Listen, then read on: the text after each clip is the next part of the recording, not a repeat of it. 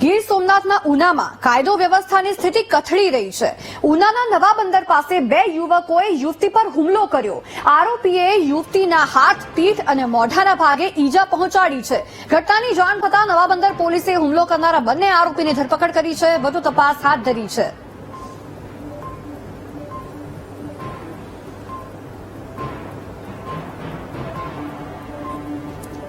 તો ઉનાના કોપ ગામે યુવતી પર હિંસક હુમલો કરનારાઓ સામે કાર્યવાહી થઈ રહી છે. પોલીસે બંને આરોપીઓનું સરઘસ કાઢીને કાયદાનું ભાન કરાવ્યું છે.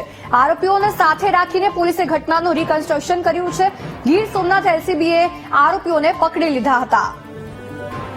આપને જણાવીએ કે જે રીતના છરીના 8 ઘા મારવામાં આવ્યા હતા આરોપીઓ દ્વારા, એવી પણ આશંકા હતી કે આરોપીઓ નશામાં છે અને જે યુવતી પર હુમલો કર્યો હતો એના દ્વારા લચ્છુબેન દ્વારા અગાઉ પોલીસ ફરિયાદ પણ કરવામાં આવી હતી. એ દરમિયાન પોલીસે ફરિયાદને લઈને કોઈ કાર્યવાહી ન કરી અને પછી આ આરોપીઓમાં એટલી હિંમત આવી ગઈ કે છરીના 8 ઘા એમના પર ઝીકી દીધા. હવે પોલીસે આ આરોપીઓનું સરઘસ કાઢ્યું છે અને કાયદાનું ભાન કરાવ્યું છે. પરંતુ પોલીસે એ સમયે જો ફરિયાદ લઈ લીધી હોત તો આ નોબત ના આવી હોત. પરંતુ કંઈ નહીં, પોલીસે કાર્યવાહી તો કરી છે.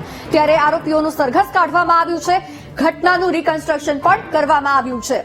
એલસીબી દ્વારા, ગીર સોમનાથ એલસીબી દ્વારા આરોપીઓને પકડી લેવામાં આવ્યા છે અને એમને કાયદાનો પાઠ ભણાવવામાં આવ્યો છે.